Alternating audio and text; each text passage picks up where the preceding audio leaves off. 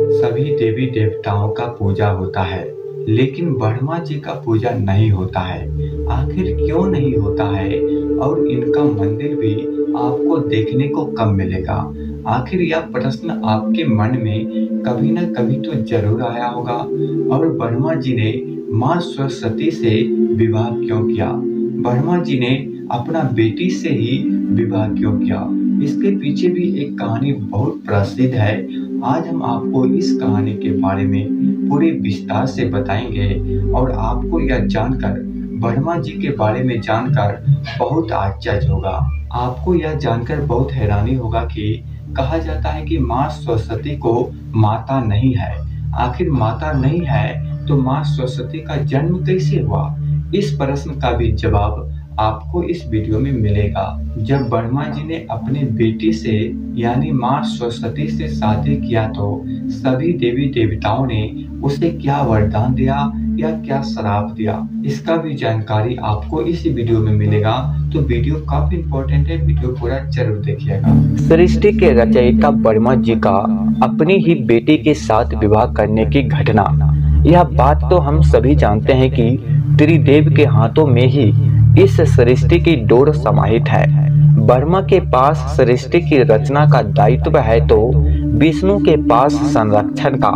वहीं देवों के देव कहे जाने वाले महादेव शिव को विनाश का जिम्मा सौंपा गया है। इसी विनाश के बाद फिर से शुरू होता है सृजन का चक्र।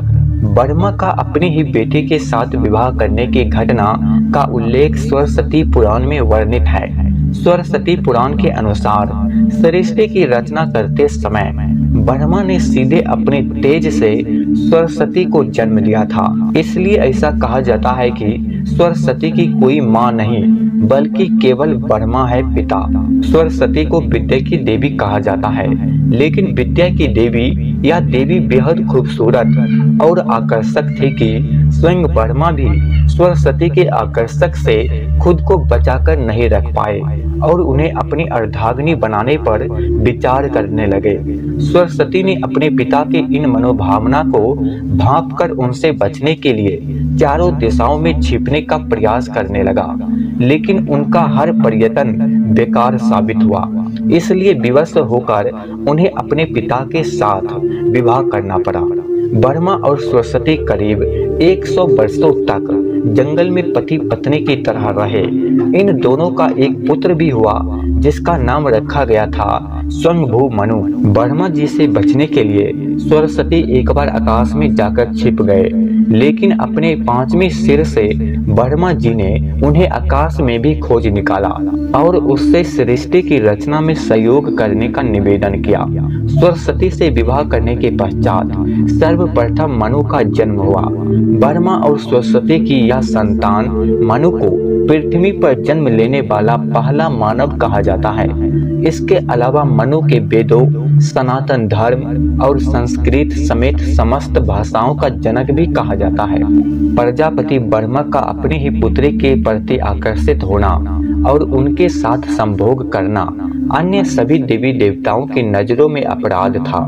सभी ने मिलकर पापों का सर्वनाश करने वाले शिव से आग्रह किया कि ब्रह्मा ने अपनी पुत्री के लिए यौना कक्षाएं रखी, जो कि एक बड़ा पाप है।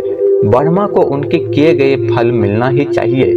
क्रोध में आकर शिव ने उसके 5वें सिर को उनके धड़ से अलग कर दिया और यही कारण है कि ब्रह्मा जी का पूजा नहीं किया जाता है। उम्मीद करते हैं आप ब्रह्मा जी के बारे में बहुत सारे ऐसी बातें जान गए होंगे जो अब से नहीं जानते होंगे।